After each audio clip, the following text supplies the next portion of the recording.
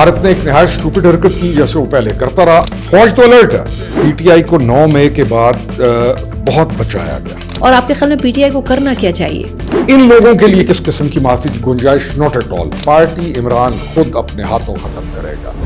सियासी मैदान की हर बड़ी खबर से आगाह रहने के लिए हमारे चैनल आजाद सियासत को सब्सक्राइब करें और बेल आइकन को प्रेस करें.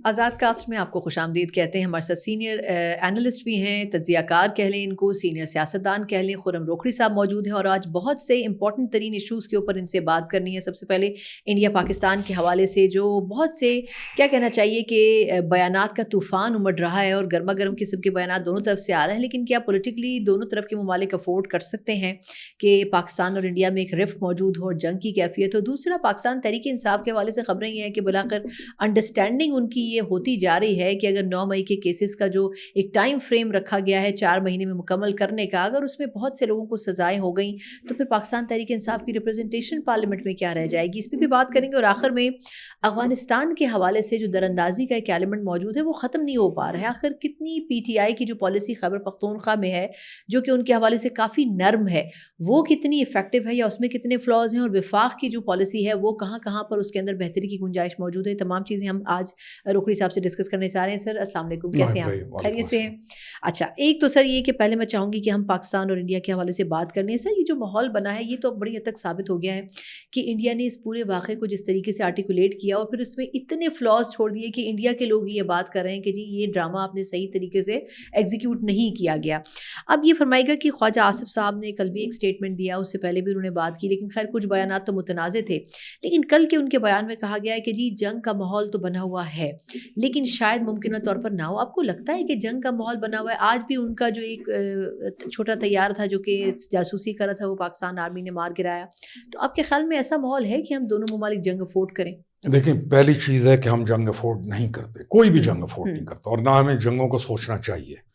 लेकिन जंग अगर मुसल्लत कर दी जाए किसी पे तो आपके पास हक हासिल है कि आप उसका पूरा दिफा करें.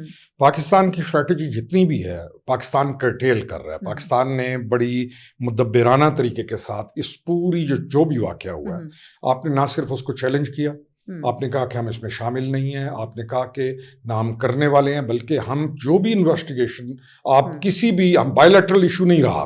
पहली चीज़ है कि कश्मीर बायलैटरल इशू नहीं रहा. आप जो भी चीज़ है इंटरनेशनल कोर्ट के अंदर चले जाएं, बल्कि इसको इन्वेस्टिगेशन कराएं. तो पाकिस्तान ने इंडिया को इतने खूबसूरत और इतने मुदब्बिराना तरीके से जवाब दिया है कि अब उनके पास कुछ बचता नहीं है. और उनकी आप देखें सफारतकारों को उन्होंने जो एक प्रेस कॉन्फ्रेंस की, उस पूरी जो उन्होंने सफीरों को ब्रीफिंग दी, जो सफीरों को जो ब्रीफिंग किया उन्होंने, सफीरों ने बाहर आकर कंडेम तो किया उस अटैक को, लेकिन उन्होंने किसी भी जगह पर पाकिस्तान का नाम इस्तेमाल नहीं किया. दूसरा, ट्रम्प का जो से पूछा गया क्वेश्चन, तो Trump being is the most important person in the world, बड़ा अनएक्सपेक्टेड आंसर था वैसे उनका. इम्पोर्टेंट है. आप देखें कि ही सेड कि ये इनका देरीना मसला है, आपस में हल करें, और दोनों मेरे दोस्त हैं, मैं इस मसले को हल कराने के लिए वी आर देयर.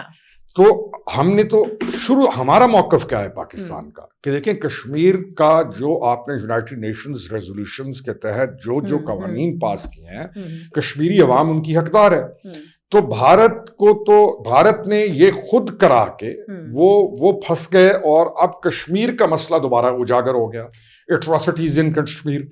तो जंग या इस तरह की चीज का ख्वाहिश करना या कहना, मैं नहीं समझता हूँ कि ये. अच्छा, लेकिन रोकड़ी साहब सर इसमें एक ज़िमनी सवाल है. देखिए, आपने कहा कि हमने बड़ा एक सेंसिबली उनको जवाब दिया, मैं मानती हूँ, लेकिन मैं कहती हूँ कि बहुत से लोग भी ये बात करें कि पाकिस्तान की थोड़ी सी पॉलिसी जो है ना वो डिफेंसिव है.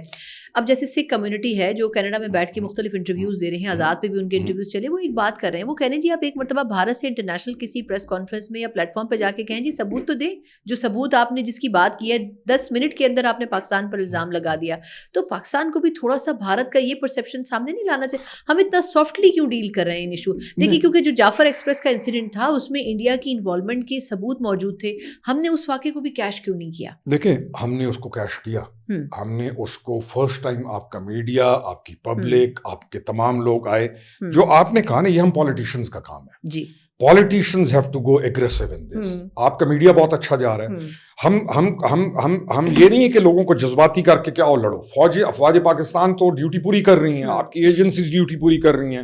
بارڈر کے اوپر ایک چھوٹا سا دراندازی بھی کو چیک کیا جا رہا ہے. آج کا جو واقعہ ہے, ان کا طیارہ گیا, جو ان کا ڈرون جو ہے اس کو گرا دیا گیا.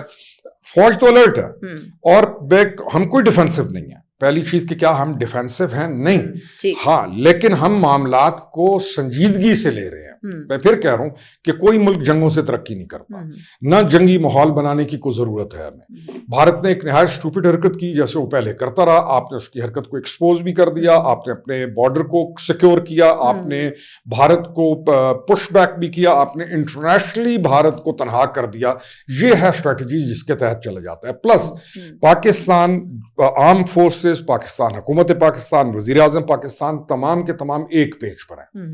تو میرے خیال میں ہم اس کو ڈیفینسو نہیں کہیں گے, میں کہوں گا زیادہ میچورلی ہم بہیو کر رہے ہیں. بالکل ٹھیک. اچھا, اب تھوڑا سا سر میں پولیٹیکل ایک ایسپیکٹ بھی جاننا چاہوں گی. پاکستان تحریک انصاف کے حوالے سے خبریں ہیں کہ 9 مئی کے جو کیسز ہیں اس پہ سپریم کورٹ نے ایک سرٹن ڈیڈ لائن رکھی ہوئی ہے کہ 4 مہینے میں کیسز کمپلیٹ ہونے ہیں.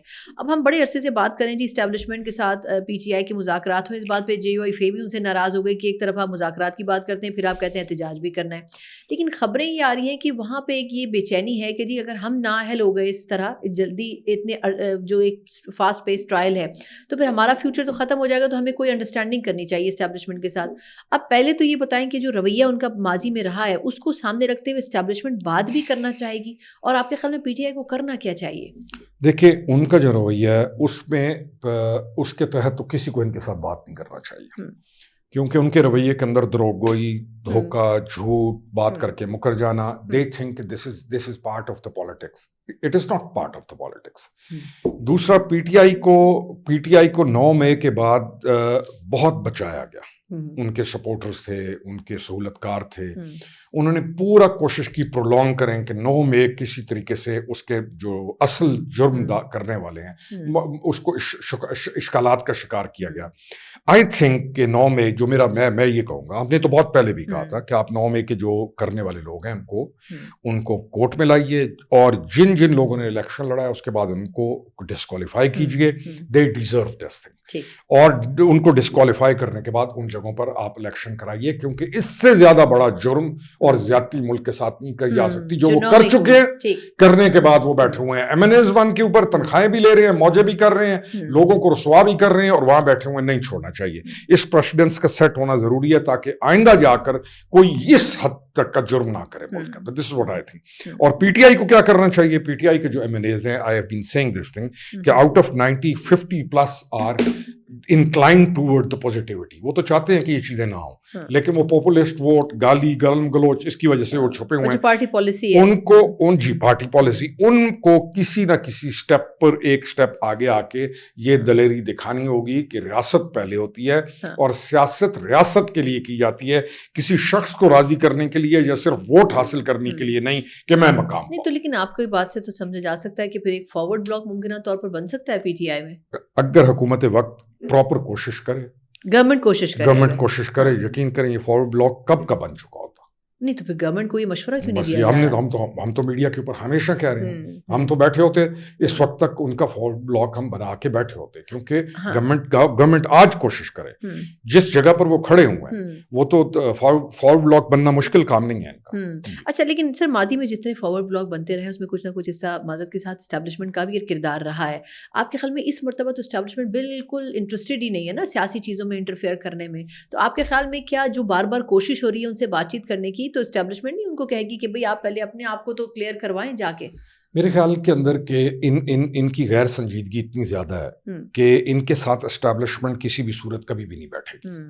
دوسرا پوائنٹ اسٹیبلشمنٹ کا کلیئر ہے کہ آپ نے جو بھی مذاکرات کرنے ہیں وہ آپ نے کرنے ہیں پولیٹیکل گورنمنٹ کے ساتھ. تیسری چیز یہ ہے کہ ان کا جو مین نیریٹو ہے جس بندے کی طرف سے ہے, جو ان کا لیڈر ہے, جو اس وقت سزا یافتہ لیڈر ہے, اس کی طرف سے کوئی بھی پوزیٹیوٹی یا کیلکولیشن میں 2+2 4 کی چیز نہیں آئے گی. تو اسٹیبلشمنٹ کا تو رویہ بالکل کلیئر ہے کہ they are not going to talk to them. اب حکومت وقت وہ اگر کوشش کرے اور کرنی چاہیے, فارورڈ بلاک بنے گا بھی صحیح اور دوڑ کے بنے گا. لیکن یہ تو ہے نا ایک ہماری ہم جو بات کریں جو اصل چیز ہے وہ ہے 9 مئی.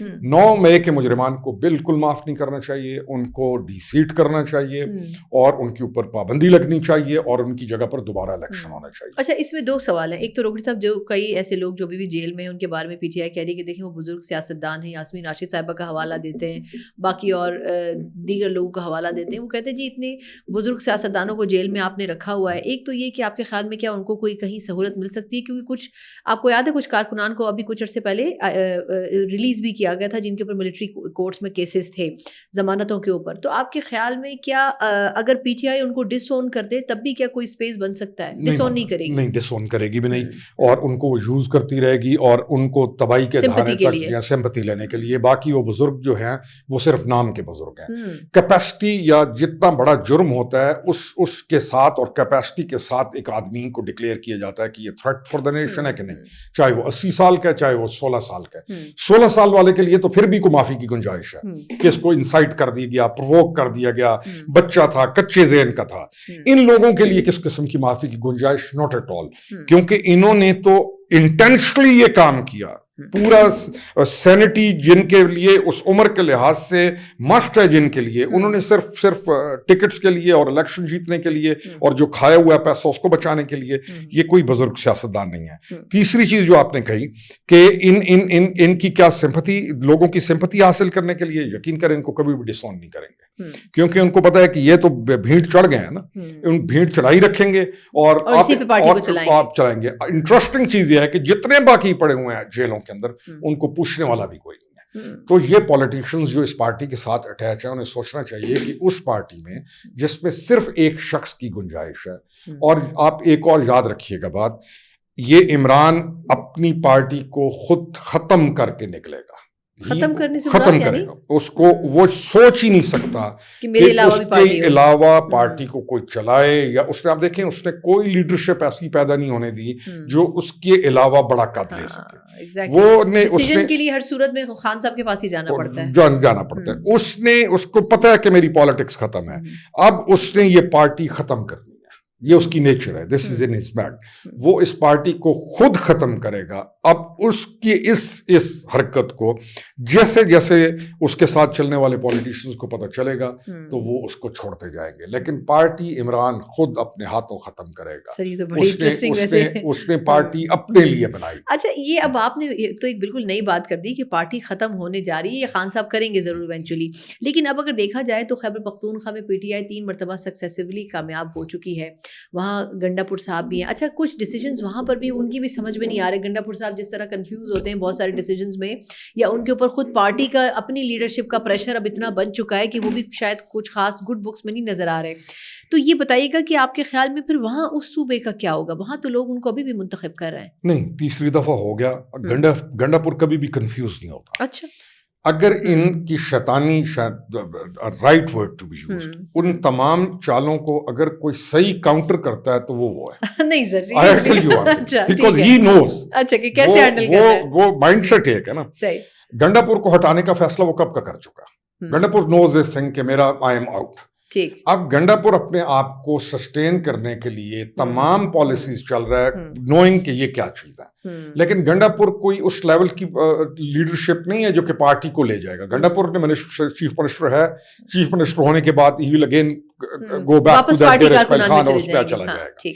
میں یہ کہتا ہوں کہ عمران اس پارٹی کو, اور آج نہیں کل نہیں پرسوں 6 مہینے بعد وہ یہ ٹرائی ضرور کرے گا کہ گنڈا پور کو ہٹاؤ, اور جس دن اس نے یہ ٹرائی کی گنڈا پور کو ہٹاؤ, اس کی پارٹی ٹوٹ پھوٹ کا شکار ہو جائے گی. تیسری چیز, کے پی کے اندر اس پارٹی نے جو آن گراؤنڈ کام کیا ہوا ہے یا جیسے وہ لوگوں کو ڈیلیور کر رہے ہیں, اس کا تو ویسے نام و نشان ختم ہو جائے گا. کے پی کے اندر اب لیڈرشپ کی دوسری پارٹیز کی ضرورت ہے. وہ کیسے اسٹرانگلی آگے آتے ہیں, وہ اسپیس یوٹیلائز نہیں کر رہے ہیں, اور اسپیس یوٹیلائز پاپولسٹ پارٹی کے سامنے ہمیشہ دلیری کے ساتھ, درست موقف کے ساتھ اور ان کے ساتھ ٹکراؤ کے ساتھ ہوتی ہے. ٹکراؤ کا مطلب یہ نہیں ہے کہ کوئی بندوقیں نکال لی جائیں, لیکن ان کو چیلنج کرنے سے ہوتی ہے. بالکل ایسے ہی. تو جب تک وہ نہیں کریں گے تو باقی پارٹیز کے پاس ابھی بھی بہت کوشچن ہے. لیٹس سی پیپلز پارٹی کیا کرتی ہے, نون کیا کرتی ہے, لیکن they have to take them on. ٹھیک, بالکل ٹھیک. تھینک یو سو مچ. خرم روکڑی صاحب ہمارے ساتھ موجود تھے اور بہت ہی مزہ آیا ان کے ساتھ بات کر کے. اس آزاد کاسٹ سے مجھے اجازت دیجیے. اللہ حافظ.